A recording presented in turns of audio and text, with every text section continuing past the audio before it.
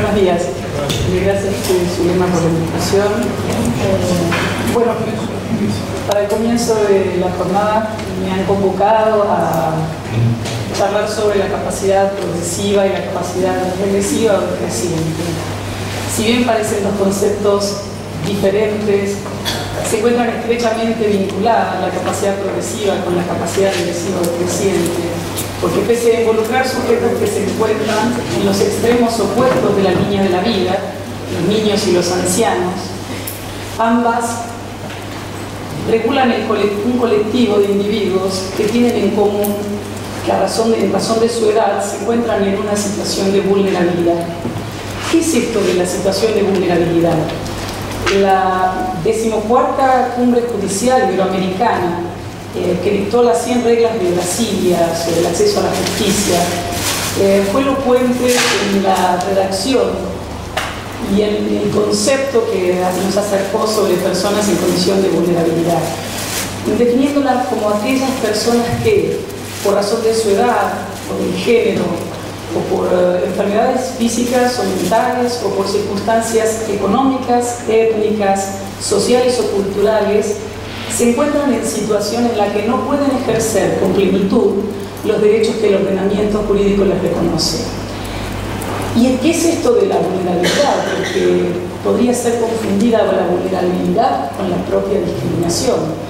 Sin embargo, no es así. La protección legal que se da a este colectivo de sujetos vulnerables son aquellos mecanismos tendientes a poner esa desigualdad que tienen en un equilibrio para que puedan ejercer los derechos en forma igualitaria. Los mecanismos para superar estas condiciones son variados, estas condiciones de desigualdad son variados, y vamos a encontrarlos tanto en la capacidad progresiva como en la capacidad decreciente, utilizando como herramientas, por ejemplo, las dotadas por la Convención Internacional sobre personas con discapacidad. ¿Qué es la capacidad progresiva? La capacidad progresiva es un concepto que se acuña a partir de la Convención sobre Derechos del Niño, dictada aprobada en 1990, que reconoce al niño como un sujeto de derecho y no como un objeto de protección. Le reconoce respeto, le reconoce dignidad y le permite, a través de un principio de gradualidad, a medida que su evolución, su madurez y su grado de discernimiento van aumentando, el reconocimiento de la capacidad de ejercicio de sus propios derechos. Es decir, el derecho como un espejo refleja lo que ocurre en la realidad práctica. Los niños van adquiriendo mayor capacidad de ejercicio a medida que la evolución, la madurez y su discernimiento van apareciendo. Esto nos pone frente a la situación en que los niños hoy reconocidos a partir de estos instrumentos convencionales aparecen en las cuatro etapas del proceso de decisión. Así, los niños pueden dar su opinión, primero a ser informados, primero tienen el derecho de ser informados sobre las cuestiones en las que son involucrados, tienen el derecho a ser oídos, tienen el derecho a que sus decisiones sean tomadas por los órganos judiciales que disponen, que resuelven sobre los temas atinentes a ellos y son responsables o corresponsables de las decisiones que se toman. Esto es lo que genera la capacidad progresiva, es el aumento de la capacidad a medida que la evolución del individuo va desarrollándose. A mayor evolución, mayor discernimiento, mayor autonomía en la capacidad de ejercicio y menor representación de sus padres o tutores. Esto trajo aparejado consecuencias como, lo que les decía recién, el derecho de los niños a participar en todas las situaciones en las que se encuentran involucrados, el derecho a designar su propio abogado, los derechos a las tomas de decisiones sobre situaciones que atañen a su propio cuerpo, y todo lo que hace al desarrollo de los derechos personalísimos.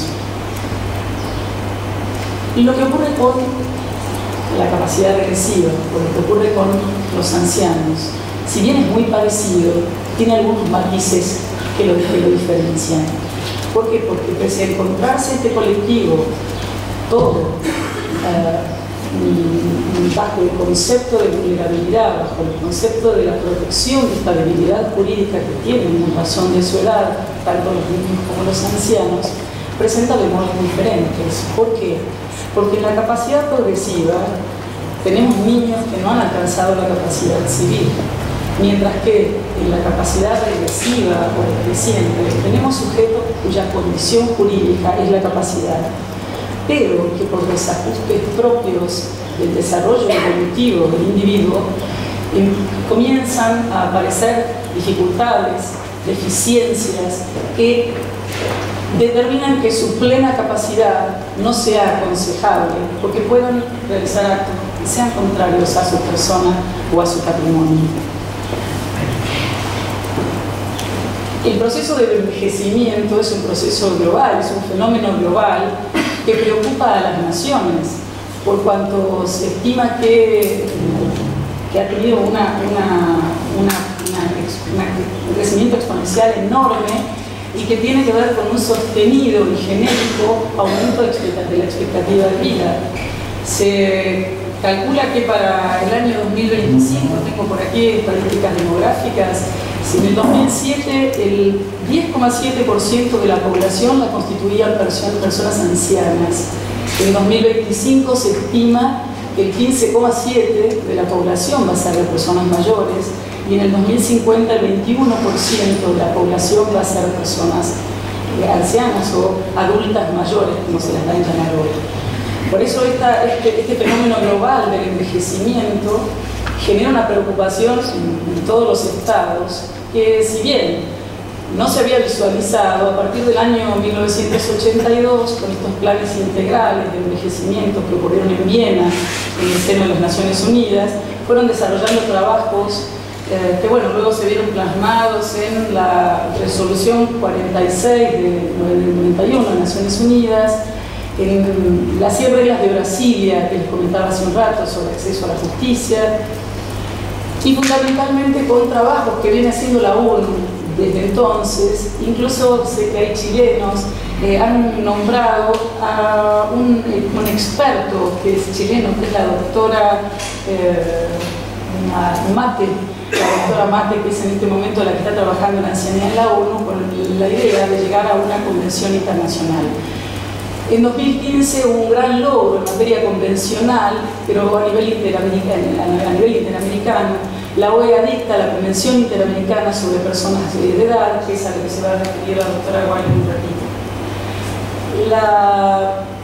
Les decía que la ancianidad genera, frente a la capacidad, un análisis diferente respecto de los menores, y por eso la capacidad progresiva y la capacidad decreciente, si bien son como dos caras de la misma moneda, atienden este concepto de vulnerabilidad al que les refería. ¿Qué pasa con los ancianos, con el envejecimiento?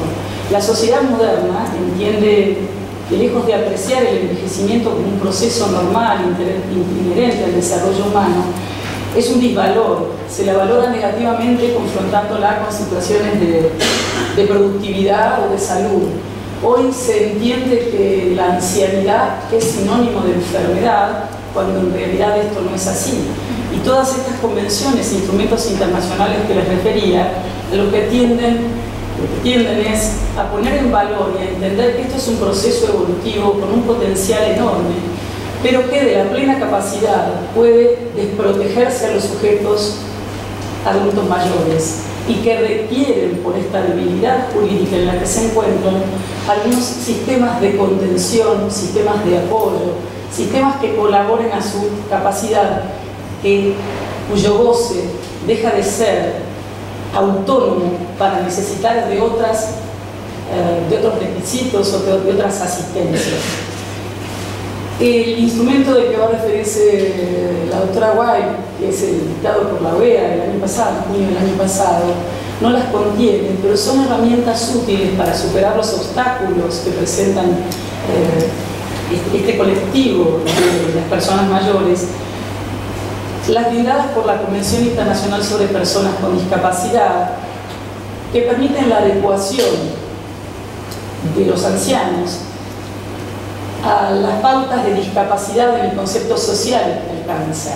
Allí aparecen los sistemas de apoyo como una resolución clara y precisa para acompañar a los adultos mayores en las tomas de decisiones que puedan involucrar tanto su persona como su patrimonio. Así, todas las normas de accesibilidad que vinculan a la adaptación de las personas mayores, por ejemplo, con el entorno edilicio, con el entorno tecnológico, que muchas veces nos deja fuera de cualquier tipo de gestión. La accesibilidad también vinculada a los temas laborales, porque a las personas a una determinada edad las corren del ámbito laboral y las dejan en una absoluta situación de desprotección, cuando, por ejemplo, el acceso a la seguridad social es dificultosa o precaria, lo mismo con los sistemas de salud. Las herramientas entonces de la Convención sobre personas con discapacidad suelen ser apropiadas para acompañar a los individuos en esta etapa de la línea de la vida en la que su plena capacidad puede resultar claramente peligrosa, tanto para la persona como para el patrimonio.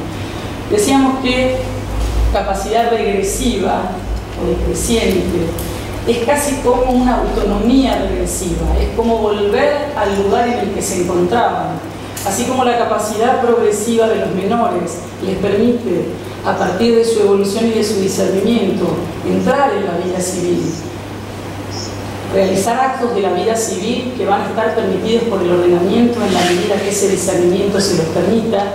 Aquí advertimos que la capacidad decreciente o regresiva hace que el adulto vuelva para atrás en su aptitud jurídica, porque de la plena capacidad que adquirió a los 18 años puede resultarle riesgo. Volviendo a este parangón que tiene capacidad progresiva y decreciente, y de alguna manera para reflexionar respecto de cómo se instala, cómo atraviesa la capacidad progresiva y la capacidad decreciente las situaciones de familia, vemos cómo en uno o en otro caso pueden instalarse a partir del ejercicio de la capacidad progresiva o del ejercicio de la capacidad decreciente conflictos en el seno familiar. Y allí vemos cómo puede darse, por ejemplo, que en el seno de una familia aparezca un conflicto de intereses con un menor que trae a su propio abogado para defender conflictos respecto de sus padres. O vemos la situación de que un menor sea citado en un juicio para ser oído y su opinión sea atendida al momento de decidir.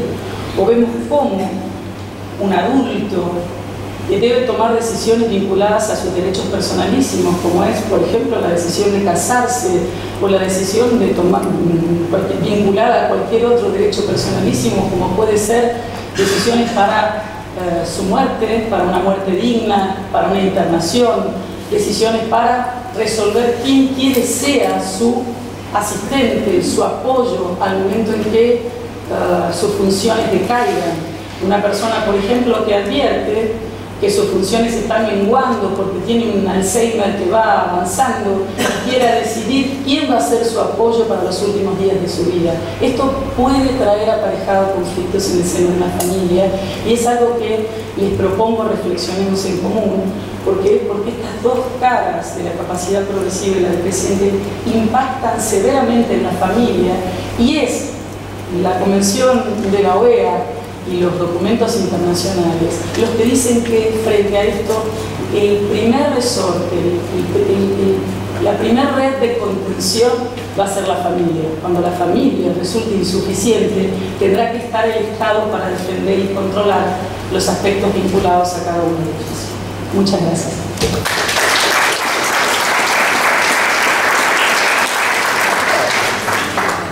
Muchas gracias, María Julia. Les recuerdo a aquellos que llegaron después que si quieren ir formulando alguna pregunta mientras hablan los oradores pueden hacerlo, y para eso está Andrea Podestá en un costado para ir recibiendo aquellas preguntas que quieran hacer, y al final de la exposición de los tres ponentes hacemos la pregunta indicando en lo posible a quién va dirigida. El segundo ponente es Alain Cornet. Alain es abogado en París, es doctor en Derecho por la Universidad de París-Sorbonne Dedica su carrera a la práctica diaria del derecho internacional de familia, tanto en su estudio en París como en Niza y en Moscú. Desde ya te agradecemos, Alain, tu presencia. Muchas gracias. Soy muy honrado de estar aquí hoy y intimidado por su presencia. Tengo que disculparme porque van a ser expuestos a una cosa terrible, que es cuando un ponente habla una lengua con múltiples errores y un acento tanto increíble que se pasa más energía a entender las palabras mismas que el sentido de lo que se dice. La buena cosa es que el filósofo francés Voltaire decía que la mejor manera de abolir es decir todo. Entonces yo le hago una promesa, no voy a decir todo. Pues habemos oído la señora Fornal y una vez más nos damos cuenta que la práctica del derecho internacional privado es basado en el hecho que en todas partes hay más o menos los mismos problemas, soluciones más o menos similares, pero que pueden ser diferentes en el detalle y en el procedimiento de hacer. Los niños se tratan más de problemas de autoridad parental para los adultos.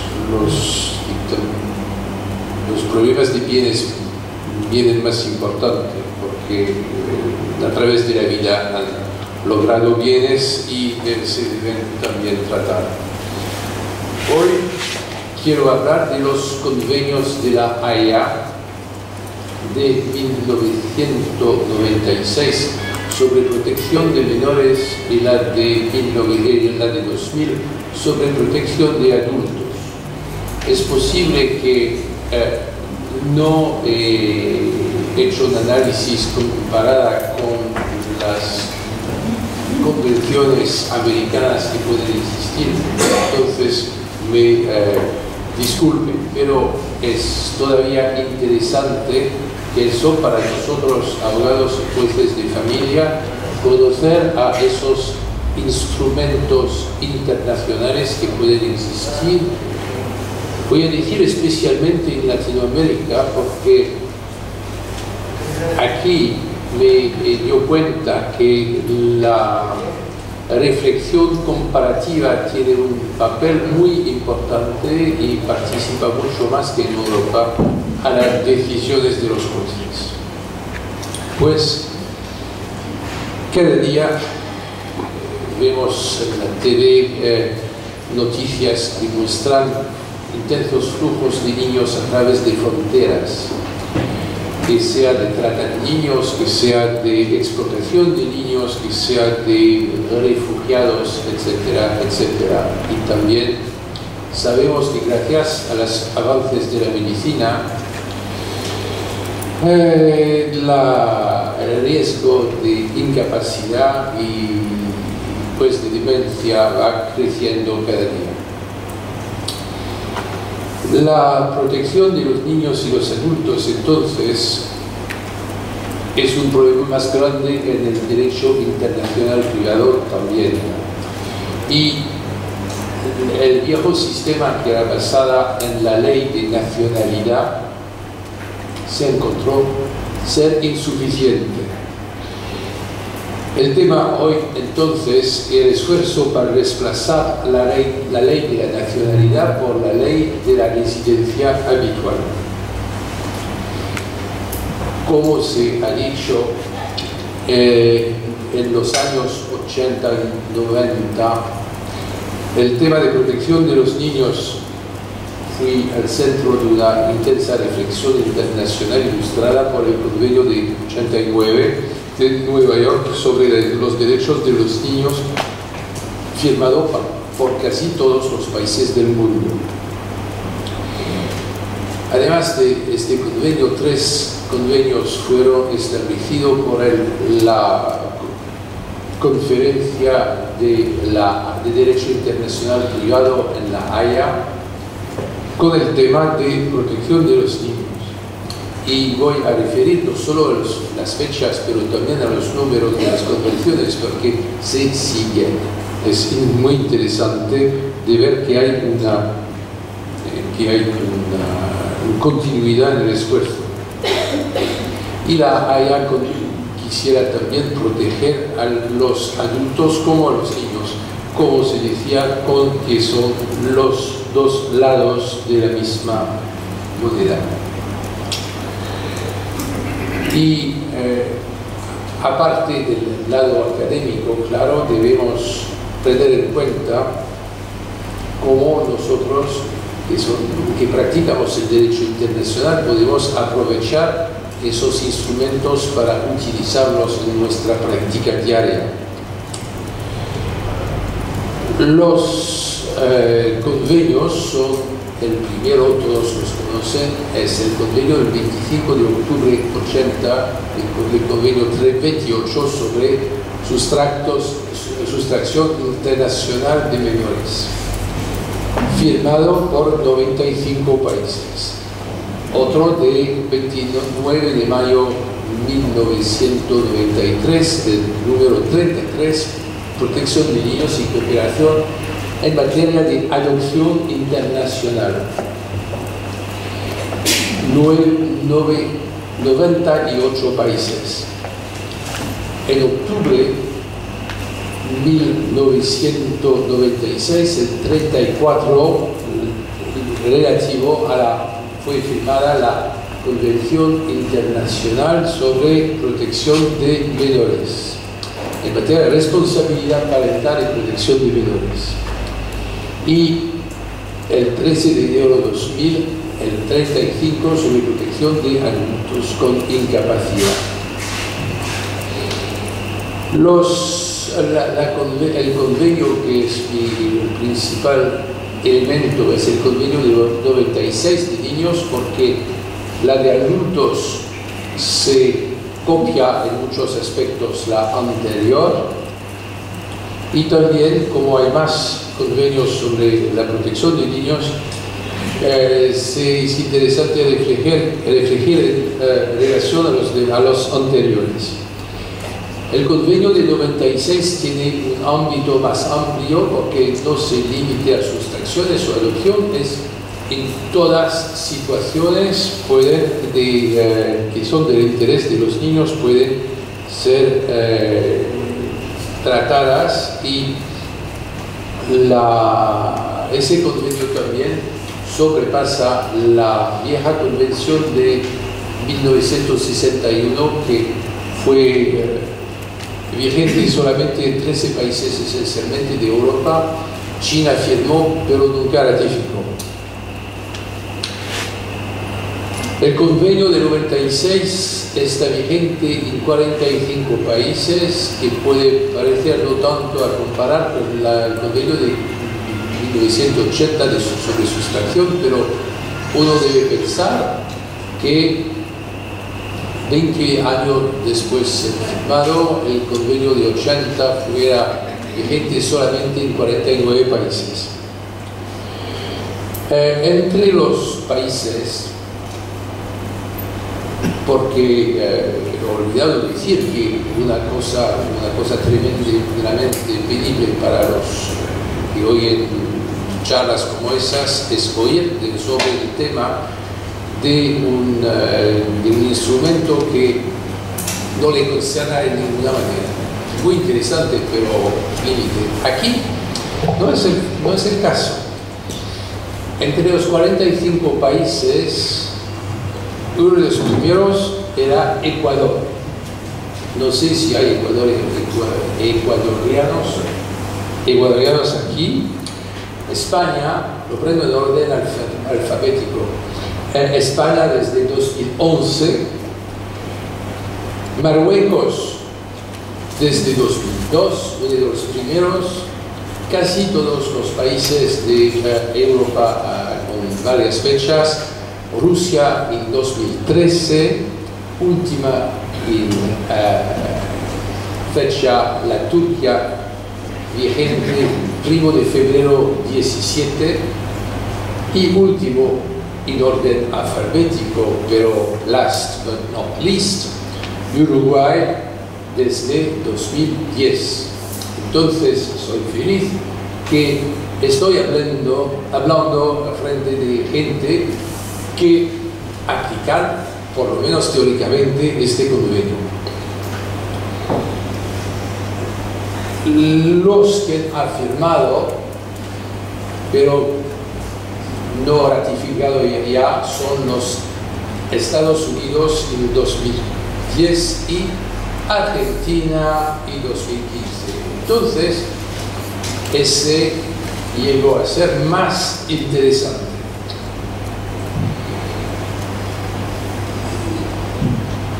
En ambos casos, la competencia es basada en la residencia habitual, pero con excepciones y más excepciones en el caso de adultos que en el caso de niños.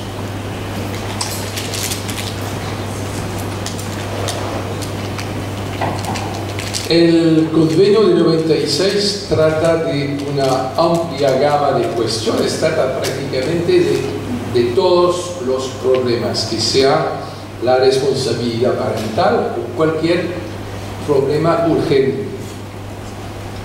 El convenio de 96 no trata de fabricar una ley universal porque esta ley ya existe. Esta ley uniforme es el convenio de 89 sobre derechos de niños, que prácticamente, como es firmado por todos, constituye una base universal. También quiere evitar conflictos legales, estableciendo métodos para cooperación entre países. Eso ilustra los que practican el convenio de 88, es que se gana a la pelea en el territorio del otro. Entonces hay que ir en el territorio donde la decisión va a ser ejecutada, no quedarse en su país. Claramente, si un francés de origen vivía en Uruguay, su hijo era francés, y si el padre murió, la madre era chilena, por ejemplo, el juez francés de tutelas podría tomar una decisión de tutela. Pero, ¿qué van a hacer los uruguayos? No sé. Ahora hay el convenio que va a aplicarse, entonces los franceses pierden la competencia para aplicar eso. El convenio de 80, ¿cuánto tiempo quedó? 5 minutos. Okay. El ámbito entre los dos. El convenio de niños va a 18 años, la de adultos va a después. Y cuando una medida tomada para proteger a un niño sigue andando en el convenio de adultos. La jurisdicción. La regla general en ambos casos es que la residencia habitual del niño o del adulto va a determinar la competencia. Hay casos donde la jurisdicción puede existir con una residencia sencilla en caso de urgencia.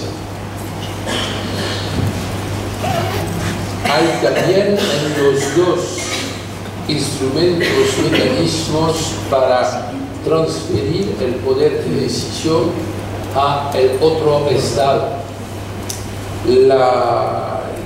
Necesita para transferir que hay un vínculo importante con esta situación. Puede ser residencia habitual anterior, puede ser presencia de un padre, puede ser ciertas cosas. Hay excepciones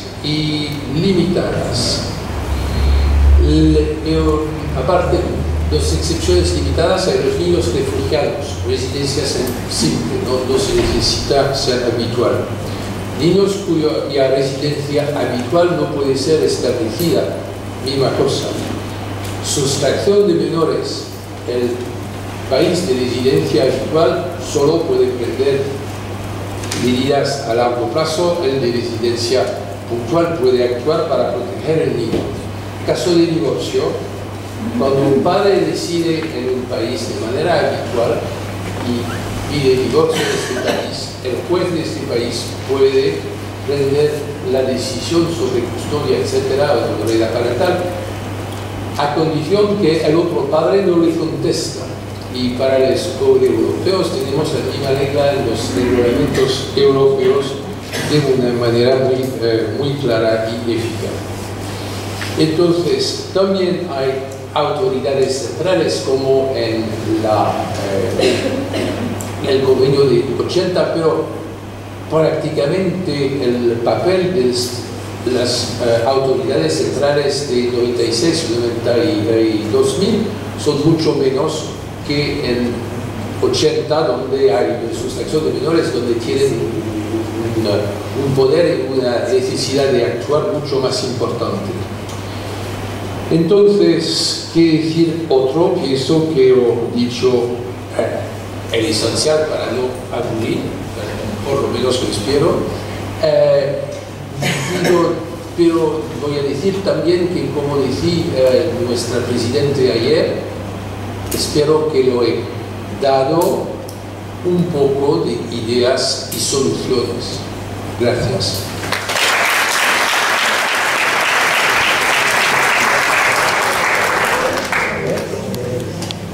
Muchas gracias. Muchas gracias, Alén. Finalmente, la última expositora del panel es la presidenta de la Academia Euroamericana de Derecho de Familia, Zulema Guay, que también es vocal de la Asociación Iberoamericana de Derecho Civil, miembro del Instituto de Derecho Civil de la Academia Nacional de Derecho y Ciencias Sociales de Argentina, juez de la Cámara Nacional de Apelaciones en lo Civil, docente de posgrado universitaria, y aparte de ejercer el derecho, digamos, como magistrada, en forma teórica, también lo es en la parte práctica, dado que es madre y abuela de 11 nietos. Muy bien, Zulema, de tus 20 minutos. Muy estricto. Buenos días. Hace algunos años yo escribía respecto de las viejas generaciones futuras. ¿Por qué escribía acerca de ellos? Porque el término generaciones futuras se ha circunscrito en general de dos puntos de vista.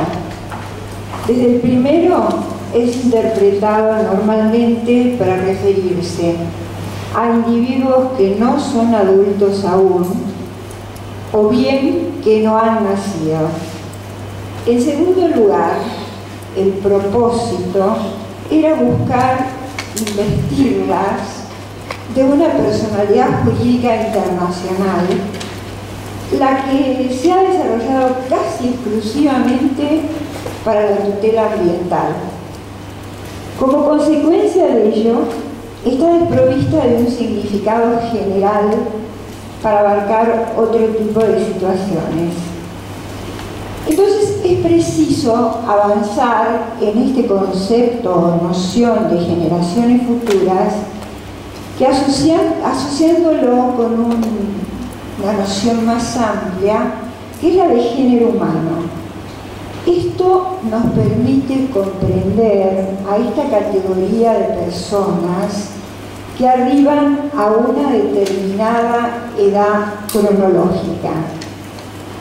Porque pareciera que todos nosotros nos olvidamos que seremos los abuelos del futuro. Yo ya soy.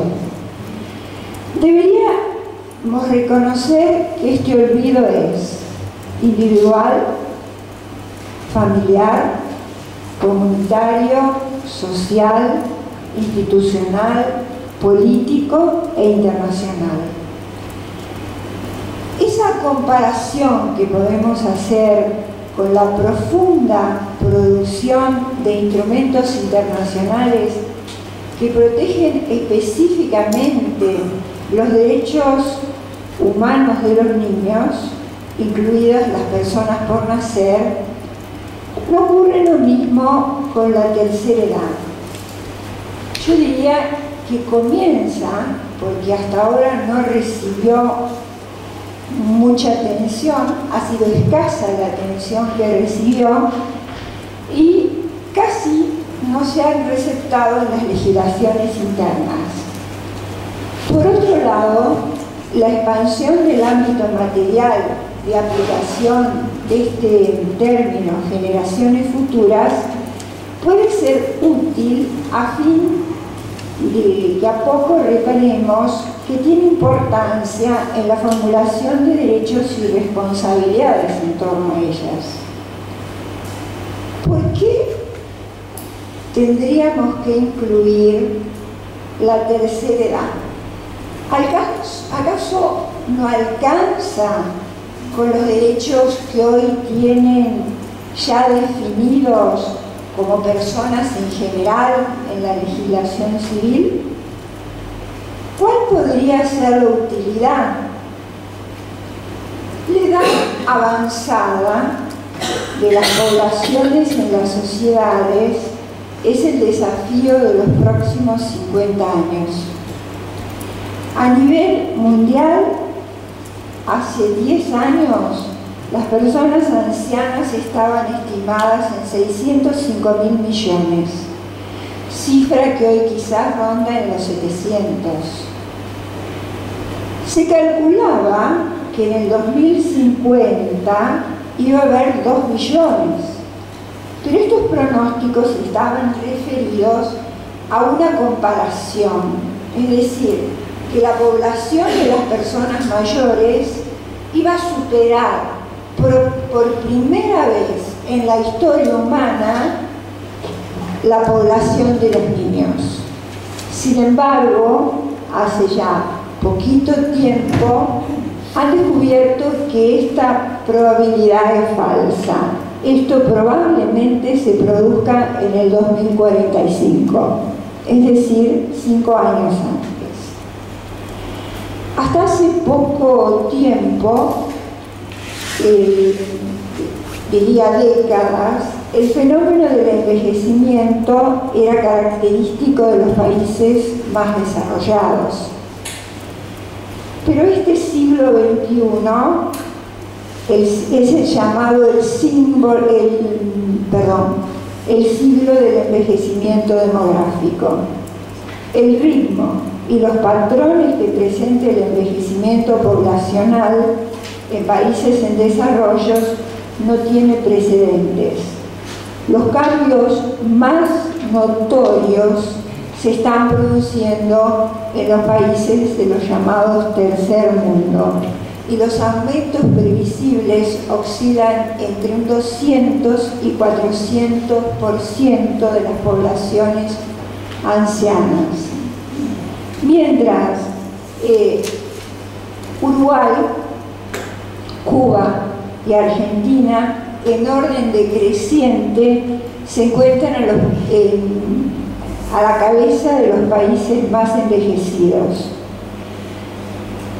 En nuestro caso, y en el de ustedes, Uruguay y Cuba, la población de ancianos no se va a alterar significativamente, pero Venezuela, Colombia, Perú, Guatemala, México y Brasil, en especial estos dos últimos, las proyecciones arrojan un crecimiento que será asombroso. Entonces, yo no sé si la situación reseñada grafica suficientemente la contestación a la primera pregunta que hacía: ¿por qué deberíamos incluir a la tercera edad? En cuanto a la segunda pregunta, la discusión es similar, o fue similar, a los cuestionamientos que surgieron en torno al reconocimiento de los derechos especiales para ciertas categorías de personas, cuya protección se buscaba reforzar: mujeres, niños, indígenas, etc. Si su igualdad ante la ley está garantizada en general desde las obligaciones del Estado y en particular mediante la formulación como un derecho autónomo, eso sería la solución que estaríamos buscando. Es necesario, entonces, además, estipular derechos en particular. La respuesta afirmativa a este cuestionamiento brinda, digamos, la necesidad de que el tema de la vejez en el futuro, no solo desde la vulnerabilidad de las personas mayores, y yo no voy a hablar de vulnerabilidad ya que la doctora Fornari lo hizo, sino también desde las implicancias prácticas del reconocimiento de las generaciones futuras como sujeto de derecho internacional. La existencia de un estatuto del envejeciente se torna necesario porque reúne caracteres propios, no obstante la necesidad de seguir elaborándolo con precisión y de modo que funcione con eficiencia y eficacia. El ámbito de aplicación es más estrecho que el de los códigos en general, que aprende una categoría de personas y lo meritúa en una situación concreta, el del envejecimiento. No se limita a regular determinadas relaciones o situaciones jurídicas, sino que va más allá, en la tutela de esos sujetos pertenecientes a esa categoría. Necesariamente vamos a tener que incorporar componentes interdisciplinarios. Si bien la vejez plantea un problema humano y específico que muchas veces es competencia de la geriatría, el envejecimiento, como ya se marcó, es un proceso dinámico. Concierne no solo al pariente mayor, sino a la persona en todas las etapas de su vida. Ubicar a la vejez como un proceso y no como un momento determinado de la vida de los humanos implica aceptar la multiplicidad de factores que concurren en este proceso y son variados. También las formas como se producen y cómo se puede llegar a arribar a cuestiones más generalizadas. La vejez como un proceso da cuenta de un entrecruzamiento particular y subjetivo de cada ser humano y su historia. No es posible pensarlo aislado del contexto social y cultural, y menos del histórico. Por ello se habla de una vejez propia de cada tiempo y de cada lugar. Sin embargo, a pesar de las particularidades culturales, de las marcas sociales y de los momentos históricos, hay un punto que es común a todos los hombres. Cada hombre lleva consigo la impronta de su vejez a lo largo de toda su vida. Hablar de vejez como proceso está ligado a cambios desde el embrión. La esencia de todo organismo vivo se vincula con esa tendencia a volver a lo inorgánico, al estado anterior. La vida es tiempo, como nos decía Borges. Sus limitadas posibilidades de gozarlo lo tornan más precioso. Eso nos decía Freud. Nos negamos a reconocer nuestra condición humana y finita. Nos negamos a reconocer el viejo que seremos, decía Simone de Beauvoir. Para comprender la vejez, deberíamos desgranar cada uno de los factores que rodean a este fenómeno complejo.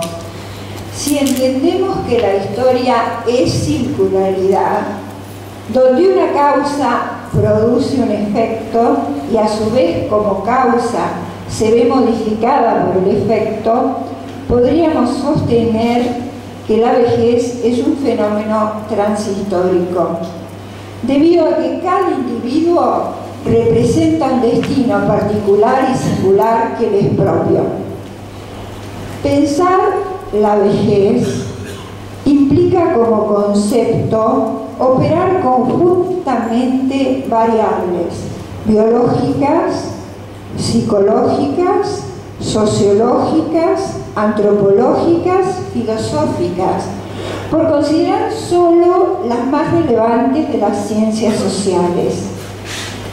La conciencia de finitud se opone a la omnipotencia del hombre, que se siente único y creado a imagen y semejanza de Dios. Envejecer constituye un trabajo de duelo. La reiteración de pérdidas con duelos encadenados exigen la multiplicación del trabajo psíquico necesario para divinizar objetos nuevos, menos disponibles en esa época de la vida.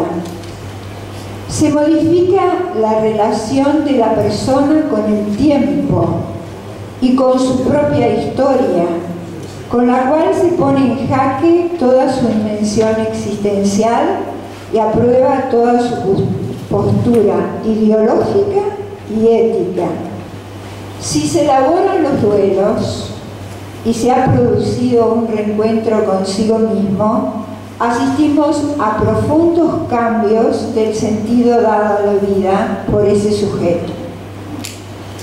En este proceso humano no es posible excluir las condiciones impuestas por la sociedad a la que todos pertenecemos, ni podemos dejar de estar atravesados por la cultura de la que estamos inmersos. Además, la cuestión de los derechos del envejeciente debe ser articulada como un sistema a través de la pluralidad de las regulaciones que comprenden a varios sectores del universo jurídico: la Constitución, los derechos humanos con garantías constitucionales, las leyes que lo reglamentan, el Código Civil, la ley de discriminación, la legislación penal, la ley de seguros de salud, las de obras sociales, la de riesgos de trabajo, las normas previsionales, las disposiciones administrativas. Los derechos del envejeciente entran prácticamente en la trama de todo el ordenamiento jurídico. Un estatuto de ese tipo presenta el acento imperativo de toda legislación de orden público, en dos sentidos: el tradicional, que todos nosotros conocemos, por el cual son inválidos los actos contrarios a la norma, y el moderno, de orden público económico de protección, por el que se tiende a proteger a una de las partes. Ya la doctora Fornari habló de la vulnerabilidad y del sistema de ayudas. Los derechos de los envejecientes, al enunciarlos, son a vivir, a la integridad psicofísica, a la mejor calidad de vida, a la protección a la salud, a la libertad, a la seguridad personal y a una muerte digna. No hay muchas personas que mueran de dolor, pero algunas mueren con dolor y muchas más viven con dolor. No hay que olvidar abordar los derechos tuitivos de la capacidad y de la minusvalía, así como lo referente a la salud mental. Recién lo oíamos al doctor Cornet hablando de la Convención número 35 de La Haya. A diferencia de la Convención de la OEA, la Convención de la Haya trata de personas mayores de edad, pero con discapacidad. Me gustaría solo desterrar uno de los mitos, que es que la edad avanzada y la vejez no significan lo mismo. El tiempo biológico es solo una de las variables del envejecimiento. El envejecimiento de las personas debe abordarse de una manera mucho más amplia. Como tengo poquito tiempo, no voy a hablar de todas las formas, cómo se han medido, qué parámetros se han tomado. Pero hay algo que me interesa remarcar. Esta diferenciación es esencial para desterrar la idea de identificar a la vejez con la enfermedad, con la discapacidad y con la dependencia. El parámetro que se toma actualmente por la OMS, que es la mejor estimación de la salud en la vejez, es la capacidad funcional real. ¿Qué quiero decir con la capacidad funcional real? Según él, un individuo es capaz de manejarse satisfactoriamente con su discapacidad y si lo hace, debe ser considerado un individuo normal, ya que el mantenimiento de la máxima capacidad funcional es tan importante para ellos como para el verse libre de enfermedades. Este sistema de evaluación de la OMS, cuantitativo y cualitativo, a la vez mide los años vividos con buena salud. Este sistema se llama EBI, Esperanza de Vida Exenta de Incapacidad. Quiero decirles solo algo. En los 32 países más pobres del mundo, el EBI es inferior a los 40 años.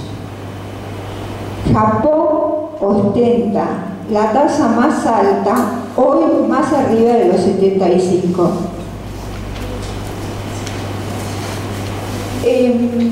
Por eso es que marcaba esto de que vejez no es lo mismo que enfermedad, discapacidad, ni tampoco tenemos que asimilar la edad cronológica con la vejez. Bueno, junto a las personas de edad siempre hay un equilibrio entre el sobre y la desprotección. Esta era la bisagra de la vulnerabilidad que hablaba la doctora Fornari. Junto a personas de edad que gozan, junto a las personas de edad que gozan de buena salud y de una aceptable situación económica, existen muchas que carecen de los medios económicos suficientes para subsistir, incluso en países desarrollados, y que figuran entre los grupos más vulnerables, marginales y no protegidos.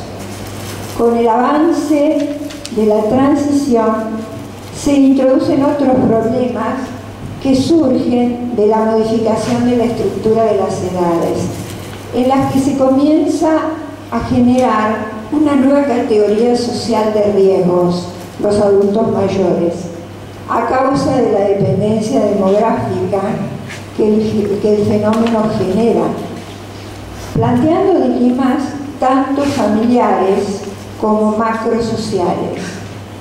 ¿Qué es lo que caracteriza entonces a este grupo en situación de vulnerabilidad? Hay diferentes enfoques: social, gerontológico, económico, pero en general se refiere a un estado o a una circunstancia desfavorable, de desventaja o de carencia en que se encuentran personas pertenecientes a este grupo identificable. respecto al grado de satisfacción general de sus necesidades específicas. Sobre el concepto del grupo vulnerable se entienden los integrados por un número de personas que por sus propias características y condiciones no tienen la capacidad para reaccionar favorablemente ante una situación que los afecte.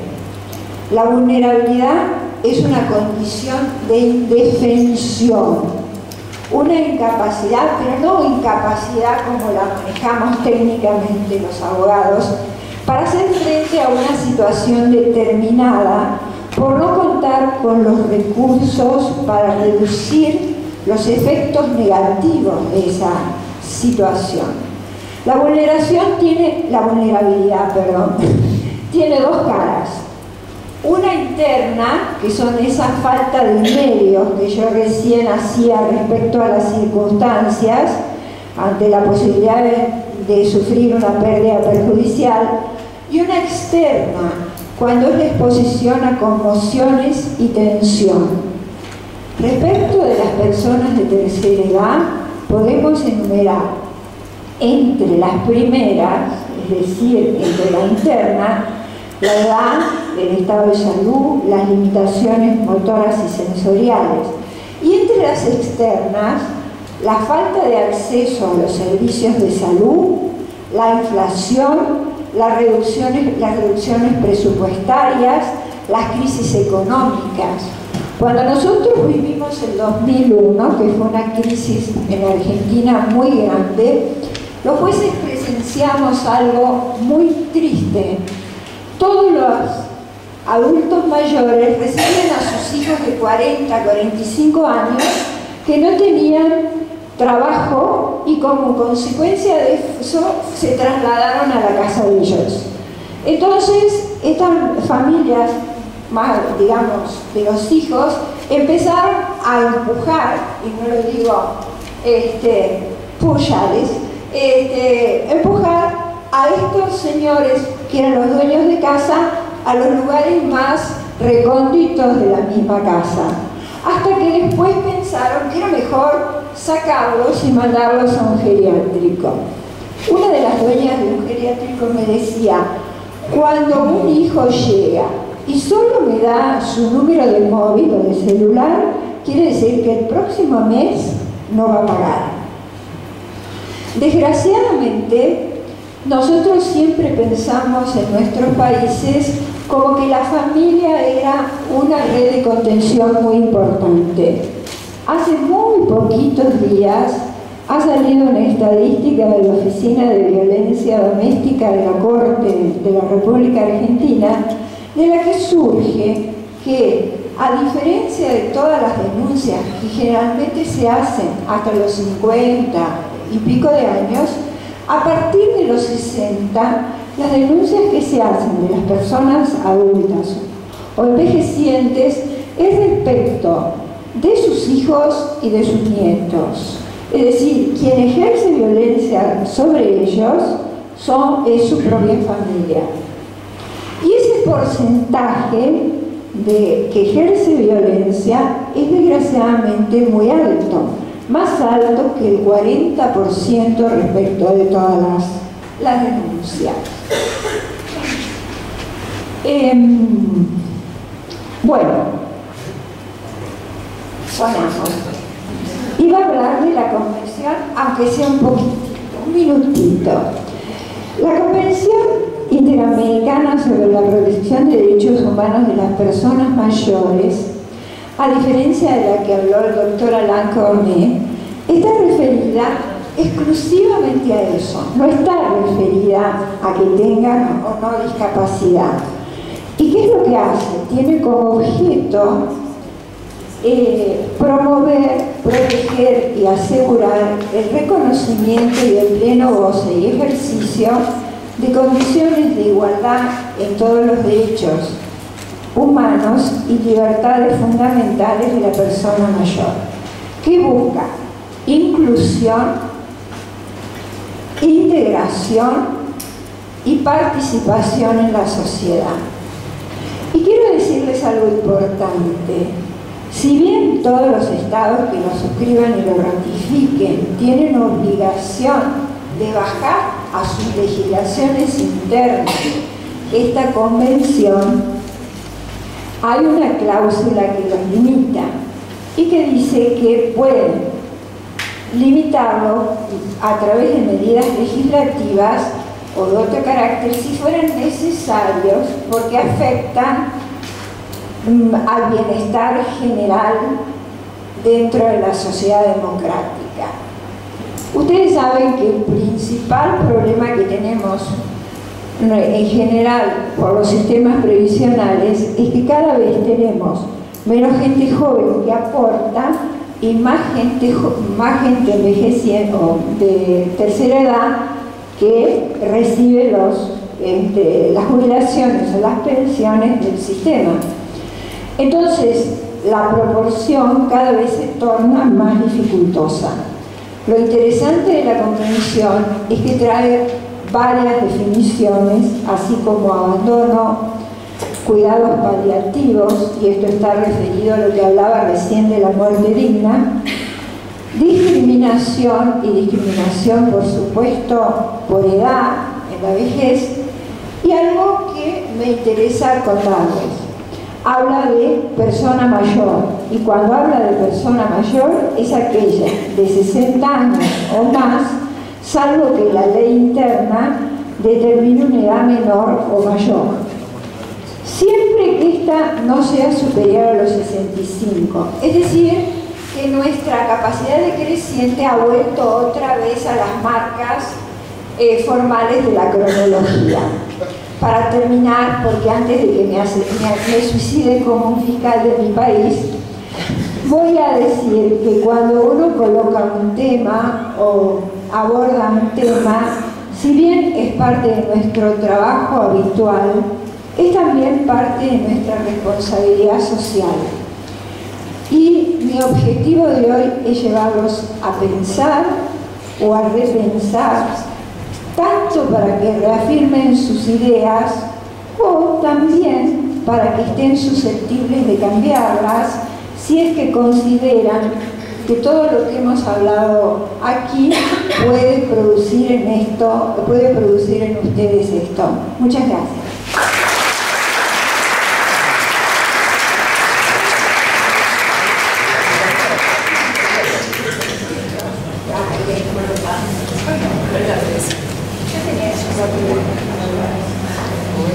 Gracias, Zulema. Bueno, quería saber si habían algunas preguntas, se las acercaban a Andrea, si no, creo que hay una pregunta que quiere hacer a Zulema. Si yo comprendí muy bien, el convenio de la área sobre ancianos del cual habló era ancianos con disabilidad, adultos con disabilidad, no ancianos. Y el convenio norteamericano del cual hablabas es de una cierta manera el paralelo del convenio de 89 de Nueva York sobre niños. Y para definir derechos sin aplicación inmediata,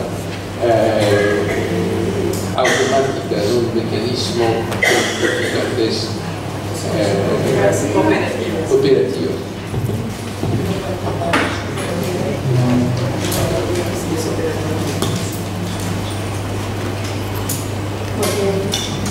Bueno, nuestra jurisprudencia dice que son operativas cuando nosotros ratificamos un convenio porque constituye una ley de derechos humanos constitucional.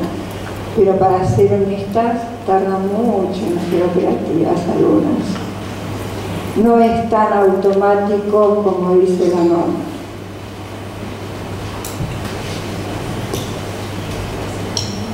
Bueno, no sé si hay alguna pregunta extra. Si no tenemos...